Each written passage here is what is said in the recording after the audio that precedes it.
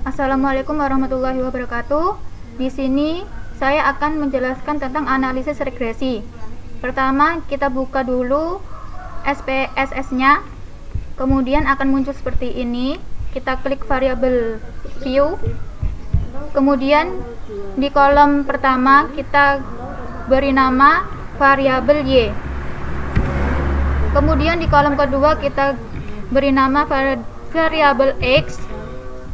Kemudian kita klik desimal, di sini akan muncul angka 2, kita ganti angka 0. Di sini juga.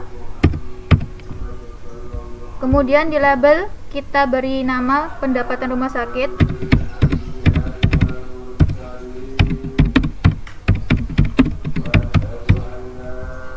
Di bawahnya kita beri nama jumlah insentif.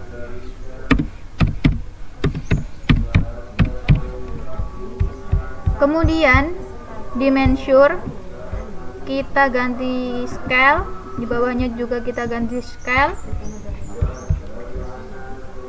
Kemudian kita buka data view. Kemudian data yang telah kita dapat tadi kita copy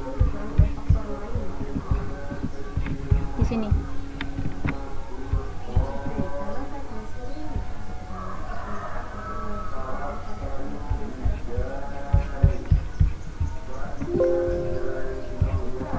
Setelah itu kita analis, kita pencet analis. Kemudian kita pilih regresi. Kemudian kita pilih linear. Setelah itu pendapatan rumah sakit kita klik, kemudian kita klik ini. Jumlah insentif kita klik, kemudian kita klik ini. Kemudian kita klik OK. Maka akan ditemukan input seperti ini. Assalamualaikum warahmatullahi wabarakatuh. Saya Wahyu Nur Hidayah, NIM 102180076 akan menyampaikan hasil dari output analisis regression linear. Jadi hasil outputnya itu ada 4. Yang pertama yaitu tabel variabel penelitian, yang kedua yaitu tabel ringkasan model atau model summary, yang ketiga yaitu tabel ANOVA, yang keempat yaitu tabel koefisien. Langsung saja yang pertama yaitu tabel variabel penelitian atau variables entered atau removed. Tabel variabel ini menunjukkan mengenai variabel apa saja yang diproses dan mana yang menjadi variabel bebas dan mana yang menjadi variabel terikat. Di sini ditunjukkan bahwa variabel bebasnya adalah jumlah insentif dan variabel terikatnya yaitu pendapatan rumah sakit. Yang kedua yaitu model summary atau tabel ringkasan model. Tabel ini menunjukkan besarnya nilai korelasi atau hubungan R yaitu sebesar 0,589 dan dijelaskan juga persentase pengaruh variabel bebas terhadap variabel terikat yang disebut dengan koefisien determinasi atau hasil penguadratan R yaitu 0,347, persentasenya yaitu 34,7%, dan sisanya dari 34,7% itu dipengaruhi oleh variabel lain. Yang ketiga yaitu tabel ANOVA. Tabel ini menjelaskan apakah ada pengaruh yang nyata atau signifikan antara variabel X dan variabel Y, dan dari output tersebut terlihat bahwa F hitung yaitu 11,689 dan signifikasinya yaitu 0,002. Jadi patokannya itu 0,05. Bila kurang dari 0,05 maka model tersebut regresi dapat dipakai untuk memprediksi pendapatan atau ada pengaruh antara variabel independen dan variabel dependen. Selanjutnya yaitu yang keempat, tabel koefisien. Pada tabel ini menjelaskan menguji pengaruh antara variabel dependen dan variabel independen. Dan di sini caranya T hitung kurang dari sama dengan T tabel atau min T hitung lebih dari sama dengan min T tabel, maka H0-nya diterima. Atau T hitung lebih dari T tabel atau min T hitung kurang dari min T tabel, maka H0-nya ditolak. Dan di sini dituliskan bahwa T hitungnya yaitu 3,40. Itu lebih dari T tabel 2,074. Maka H0-nya ditolak.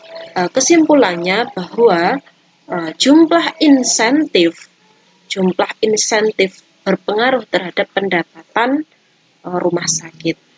Sekian penjelasan dari saya, dan materi selanjutnya akan disampaikan oleh teman saya. Terima kasih. Wassalamualaikum warahmatullahi wabarakatuh. Assalamualaikum warahmatullahi wabarakatuh. Saya Nida Sofia, NIM 102180067,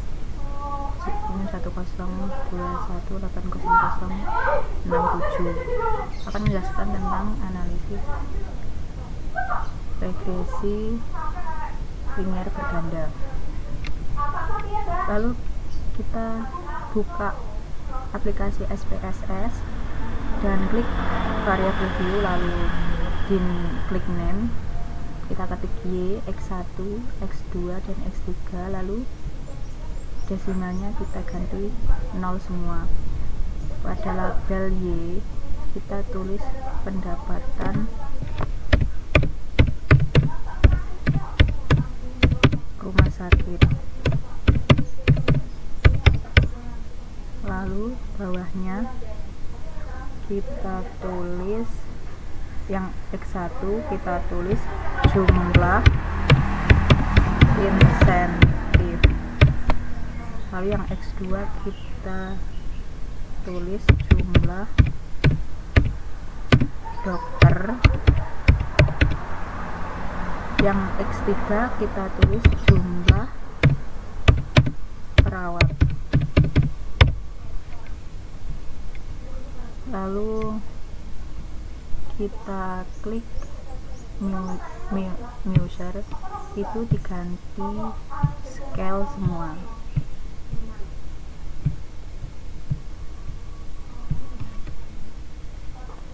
Lalu kita klik data view,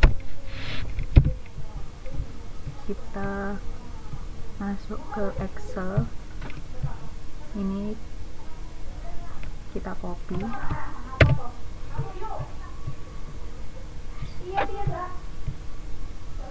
lalu kita paste, dan tampilannya seperti ini. Lalu kita klik analis, terus regression dan linear. Yang pendapatan rumah sakit ini kita copy di dependen, dan ini yang jumlah insentif, jumlah dokter dan perawat atau X1, X2, dan X3 kita copy ke independen. Lalu kita OK, dan menjadi data seperti ini. Yoyonikmah Intan Putria dengan NIM 102180080. Dalam video ini saya akan melanjutkan presentasi dari video teman saya dengan tema analisis regresi linier. Sedikit pengertian mengenai analisis regresi, yaitu analisis yang digunakan untuk mengetahui hubungan antara dua variabel, yaitu variabel bebas independen dan variabel terikat atau variabel dependen dengan menggunakan persamaan linier.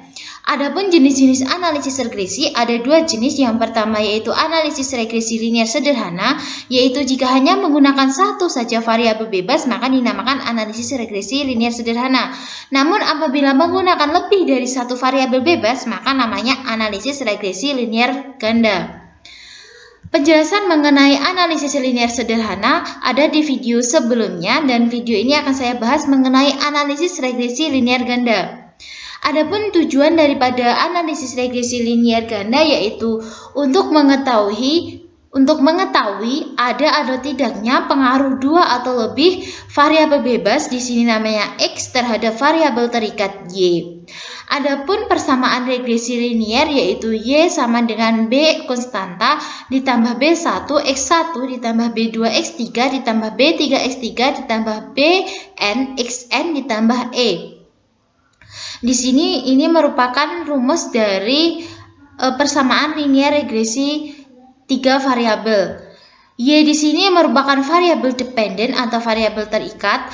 B1, B2, B3, Bn itu merupakan koefisien regresi. X1, X2, X3, Xn itu merupakan variabel independen atau variabel bebas. Sedangkan E di sini merupakan error terms yang diasumsikan dengan nilai 0. Dalam analisis regresi linear ganda ada dua pengujian. Yang pertama adalah uji T. Uji T dilakukan untuk mengetahui ada atau tidaknya pengaruh parsial atau pengaruh secara sendiri-sendiri yang diberikan variabel bebas atau X terhadap variabel terikat Y. Sedangkan yang kedua ada uji F. Uji F di sini bertujuan untuk mengetahui ada atau tidaknya pengaruh simultan atau pengaruh secara bersama-sama yang diberikan variabel bebas X terhadap variabel terikat Y. Adapun koefisien determinasi di sini berfungsi untuk mengetahui seberapa besar atau seberapa persenkah pengaruh yang diberikan variabel bebas X terhadap variabel terikat Y. Di sini ada contoh kasus analisis regresi linear ganda. Contoh kasusnya sama seperti pada kasus analisis regresi linear sederhana, akan tetapi dalam analisis regresi linear ganda ditambah variabel bebasnya menjadi 3 variabel, yaitu ada jumlah insentif, jumlah dokter, dan jumlah perawat. Sedangkan pendapatan rumah sakit di Yogyakarta ini merupakan variabel terikat atau Y. Contoh kasus dalam penampilan di SPSS seperti ini, dan hasil outputnya menjadi seperti di layar seperti ini. Dan tabel-tabel hasil output ini telah saya ringkas di Microsoft Word. Langsung saja ke poin pertama, yaitu cara pembacaan output. Pada tabel pertama ada variabel entered atau removed. Pada output ini menjelaskan variabel yang dimasukkan dan dikeluarkan. Adapun variabel yang dimasukkan yaitu ada jumlah insentif sebagai X1, jumlah dokter sebagai X2, dan jumlah perawat sebagai X3. Adapun metode yang digunakan dalam tabel ini yaitu metode enter atau entered.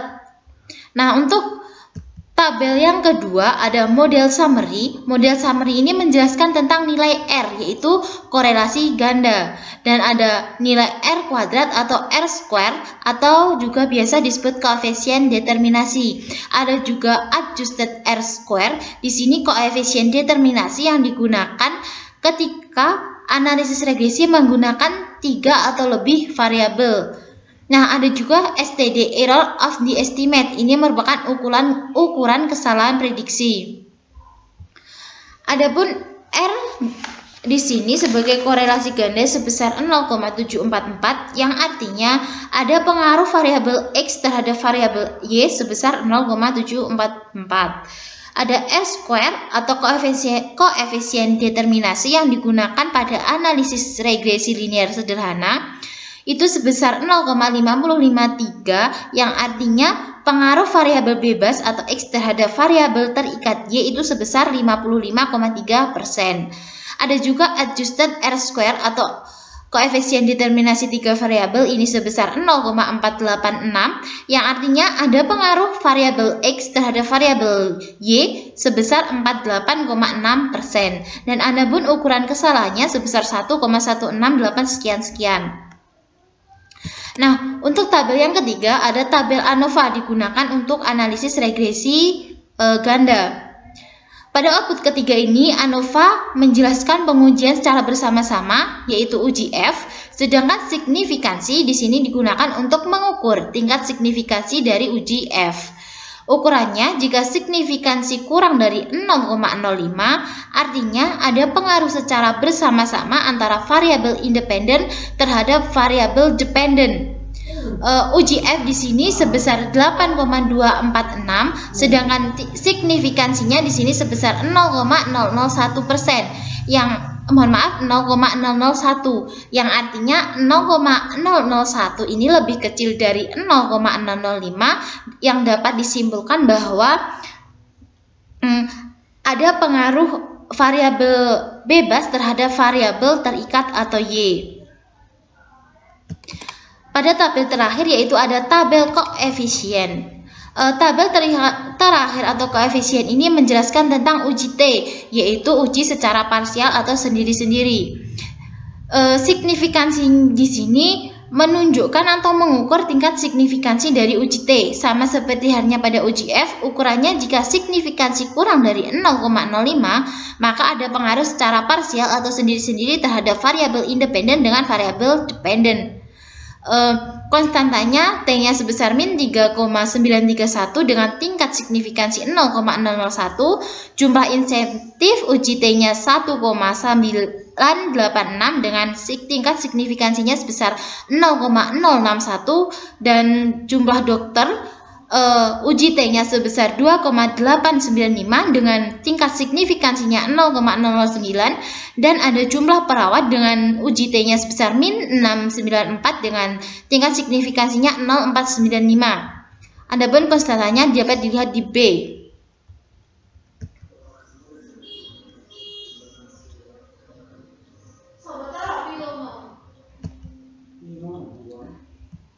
Itu mengenai prosedur analisis regresi dan pengujian. Seperti dijelaskan di awal, pengujian yang dilakukan pada analisis regresi linier, mohon maaf di sini ganda, ini yaitu ada uji F dan uji T. Sebelum ke uji F dan uji T, terlebih dahulu kita akan analisis regresi linier ganda. Rumus persamaannya yang sudah dijelaskan di awal tadi, yaitu Y sama dengan B0 ditambah B1x1 ditambah B2x2 ditambah B3x3 ditambah E. Kenapa di sini sampai 3? Karena variabel bebas yang kita gunakan berjumlah 3. Kita masukkan data B1, B2, dan B3, ini kita ambil dari tabel koefisien pada SPSS tadi. Kita ambil dari yang tabel B. Sehingga kita masukkan dalam persamaan menjadi Y sama dengan min 313948109,46 ditambah 102,694x1 ditambah 25797,892x2 min 22858,49x3. Kenapa di sini min? Karena konstanta atau B dari jumlah perawat itu bernilai min, sehingga di sini kita taruh min karena B dikali min itu hasilnya adalah min. Kenapa E juga tidak dimasukkan? Karena E tadi kita asumsikan sebagai 0 sehingga tidak kita masukkan.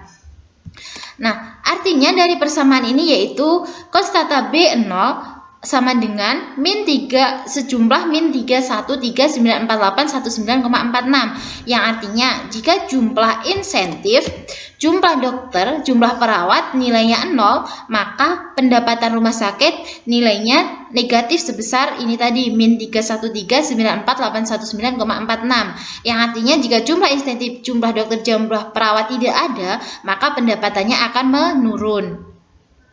Konstanta B1 sebesar 102,694. Di sini jika jumlah insentif ditingkatkan sebesar 1 satuan, maka pendapatannya juga akan naik sebesar 102,694 satuan dengan asumsi variabel independen lainnya nilainya tetap. Artinya jumlah dokter dan jumlah perawat nilainya adalah tetap, tidak berubah.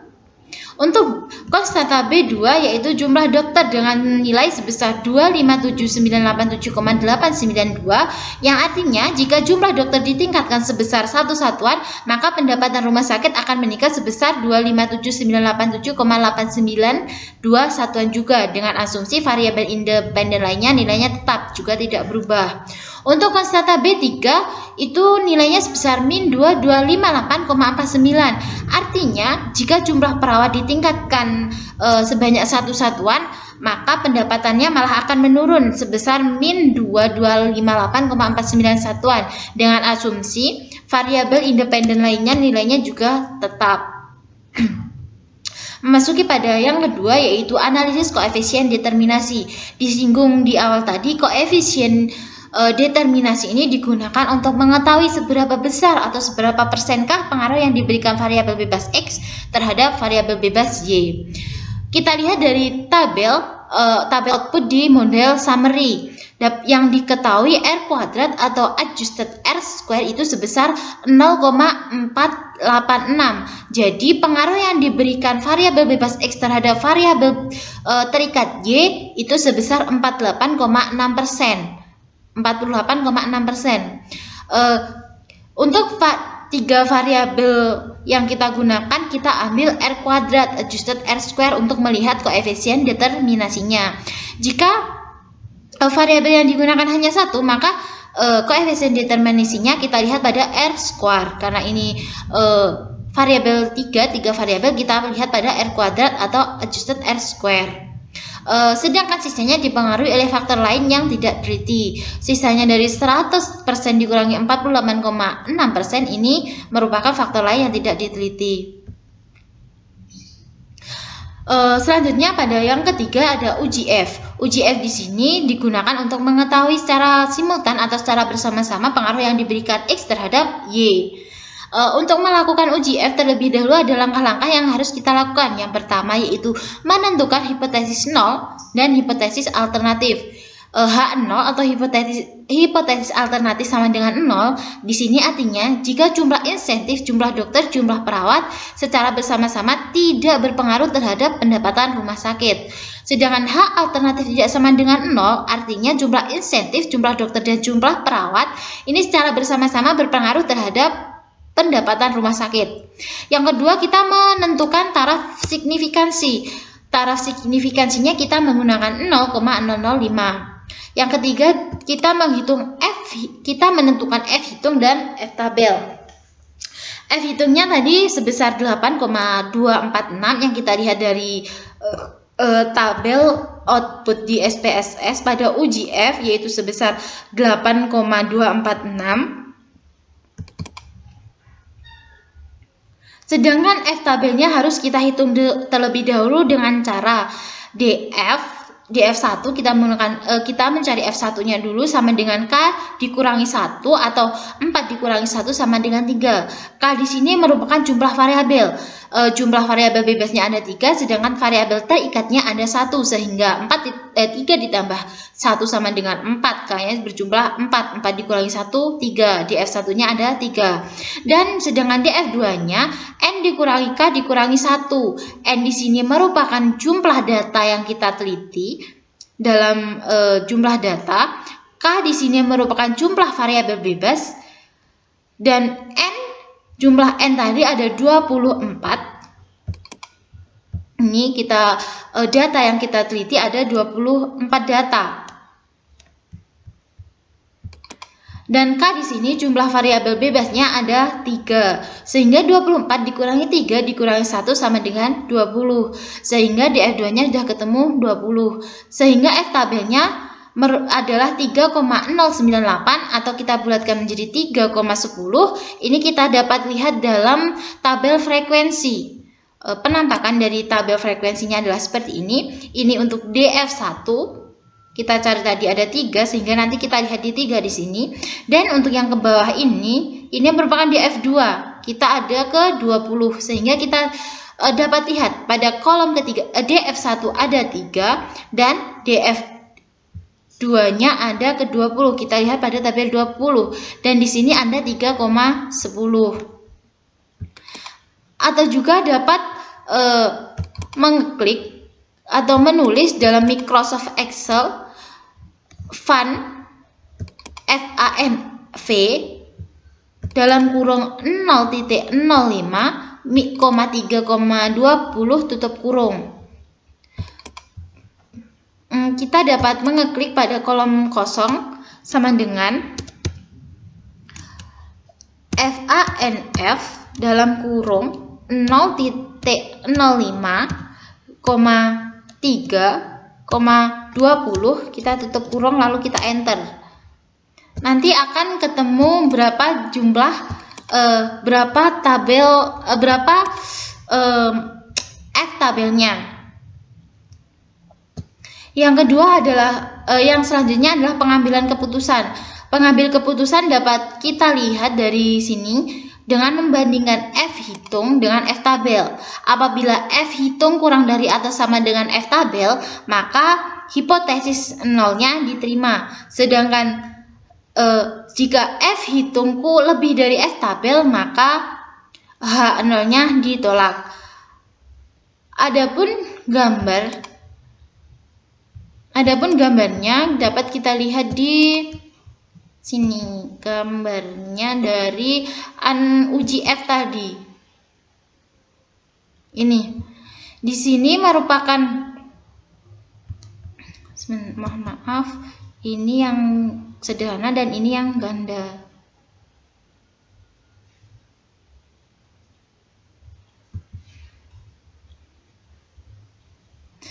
Nah, ini merupakan gambar dari uji F dengan membandingkan F hitung dengan F tabel.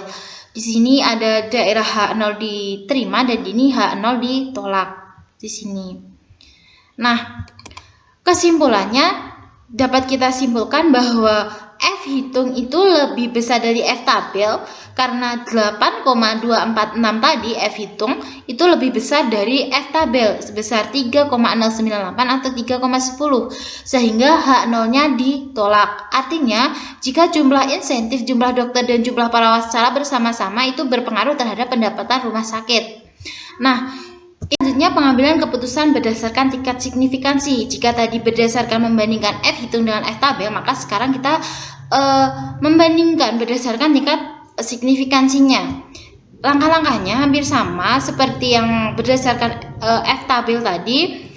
Kita menentukan hipotesis 0 dan hipotesis alternatif dulu, lalu menentukan taraf signifikansi. Taraf signifikansinya yaitu 0,001. Kita lihat dalam tabel ANOVA tadi yang di atas adalah 0,001. Dan pengambilan keputusannya dilihat berdasarkan jika signifikansi kurang dari atau sama dengan 0,05, maka H0-nya ditolak. Namun apabila signifikansinya lebih dari 0,05, maka H0-nya diterima. Nah, kesimpulannya dapat diketahui bahwa taraf signifikansinya itu sebesar 0,001 itu lebih kecil dari 0,005, maka H0-nya ditolak. Artinya, jumlah insentif, jumlah dokter, dan jumlah perawat berpengaruh secara bersama-sama terhadap pendapatan rumah sakit. Yang diberikan variabel bebas atau X terhadap variabel Y itu secara parsial atau secara sendiri-sendiri. Dalam pengujiannya nanti jumlah insentif akan diuji sendiri apakah ia akan berpengaruh terhadap pendapatan rumah sakit atau tidak. Dan yang kedua nanti ada pengujian B2 yaitu jumlah dokter. Apakah jumlah dokter berpengaruh terhadap pendapatan rumah sakit atau tidak? Dan yang ketiga ada pengujian B3 atau jumlah perawat. Apakah jumlah perawat juga mempengaruhi atau tidak mempengaruhi pendapatan rumah sakit di kota Jakarta tersebut? Uji F yang pertama yaitu uji T yang pertama yaitu pengujian terhadap jumlah insentif atau B1. Langkah-langkahnya sama ketika kita pengujian terhadap uji F, akan tetapi di sini yang membedakan hanya menghitung T hitung dan T tabel. Kalau di uji F menghitung F tabel dan F hitung, sedangkan di uji T itu menghitung T hitung dan T tabel. Adapun T hitung jumlahnya atau besarnya yaitu sebesar 1,986 yang dapat kita lihat pada tabel koefisien di atas tadi uji T.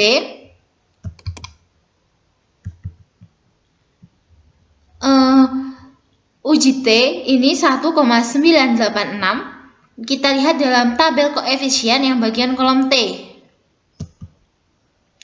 Nah, selanjutnya setelah mengetahui T hitung, selanjutnya adalah menghitung T tabel. T tabel dapat dihitung dengan DF sama dengan N dikurangi K dikurangi 1. N ini jumlah data yang kita teliti tadi sebanyak 24, dan K ini merupakan jumlah variabel independen atau variabel bebas, yaitu 3. Sehingga 24 dikurangi 3 dikurangi 1 adalah 20. Sehingga didapat T tabel yaitu 2,086 atau min 2,086.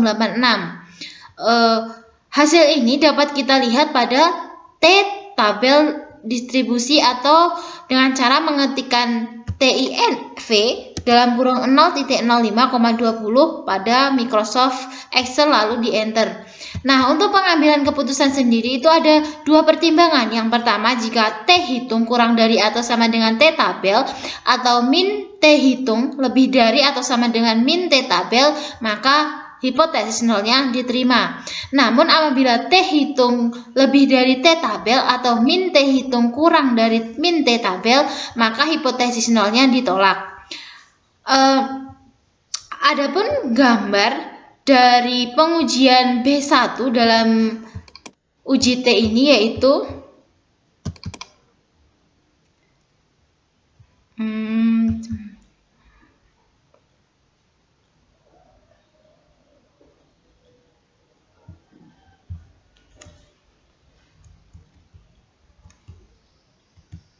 ini merupakan tabel dari pengujian B1 jumlah dokter pada uji T. Di sini merupakan min 0,086, ini yang berarti H, hipotesis 0 ditolak. Kenapa diletaknya di kiri? Karena ini min, jadi di kiri. Nah, ini ada 1,986, ini hipotesis 0 diterima. Dan ini 2,086, di sini hipotesis 0 ditolak. Nah, dapat kita simpulkan bahwa T hitung itu sebesar 1,986 itu kurang dari T tabel, yaitu sebesar 2,086. Sehingga di sini hipotesis 0 diterima.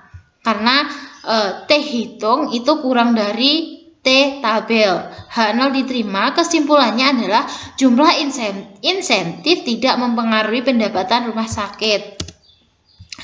Selain berdasarkan perbandingan antara T hitung dan T tabel, ada juga perbandingan berdasarkan tingkat signifikansi. Pada tingkat signifikansi ini, pengambilan keputusan yang pertama, signifikansi kurang dari atau sama dengan 0,05, di sini H0 ditolak. Sedangkan jika signifikansi lebih dari 0,05, maka H0 diterima. Nah, kesimpulannya 0,61 ini didapat dari tabel koefisien pada bagian signifikansi tadi di atas, yaitu sebesar 0,5, itu lebih dari atau sama dengan 0,05. Artinya di sini hipotesis 0 diterima karena ini lebih dari signifikansi ini lebih dari 0,05, maka hipotesis 0-nya diterima. Artinya, jumlah insentif secara parsial atau secara sendiri tidak berpengaruh terhadap pendapatan rumah sakit. Yang kedua adalah pengujian B2 atau jumlah dokter. Langkah-langkahnya sama seperti pengujian B1 jumlah insentif tadi. Hanya saja yang membedakan di sini adalah T tabelnya. T hitungnya. Di sini jumlahnya ialah 2,895. Dan langkah-langkah berikutnya sama dengan pengujian jumlah insentif pada perbandingan T hitung dengan T tabel. Maka kesimpulannya dapat diketahui T hitung adalah 2,895 itu lebih dari T tabel sebesar 2,86. Artinya hipotesis 0 ditolak. Kesimpulannya jumlah dokter mempengaruhi pendapatan rumah sakit, sehingga di sini ketika jumlah dokternya bertambah, maka pendapatannya akan bertambah. Namun apabila jumlah dokter mengalami pengurangan, maka pendapatannya pun akan menurun. Nilai koefisien dan T hitung positif, artinya jika jumlah dokter meningkat, maka pendapatan rumah sakit pun juga akan meningkat. Pengambilan keputusan berdasar signifikansi, langkah-langkahnya sama seperti yang di atas, hanya saja kita membandingkan signifikansi dengan 0,05. Langsung kesimpulannya, tadi di tabel koefisien taraf signifikansinya yaitu 0,09 itu kurang dari 0,05. Artinya di sini hipotesis nolnya ditolak, sehingga jumlah dokter secara parsial berpengaruh terhadap pendapatan rumah sakit. Yang selanjutnya adalah yang terakhir, pengujian B3, yaitu pengujian jumlah perawat. Langkah-langkahnya sama seperti ketika kita melakukan pengujian terhadap jumlah insentif dan jumlah dokter. Yang membedakan sama yaitu hanya T hitungnya saja. Di sini T hitungnya adalah min 0,694 yang dapat kita lihat tadi dalam tabel koefisien di atas. Lalu kesimpulannya dapat kita simpulkan bahwa T hitung itu adalah min 0,694 itu kan lebih besar dari T tabel sebesar min 2,086, sehingga hipotesis nol diterima. Artinya jumlah dokter tidak mempengaruhi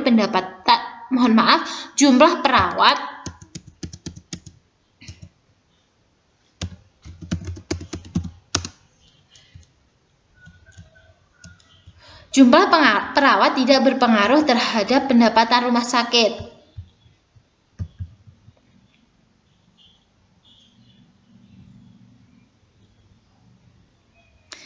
Untuk pengambilan keputusan berdasarkan signifikansi, sama seperti pengujian signifikansi di atasnya, yaitu jumlah insentif dan jumlah perawat.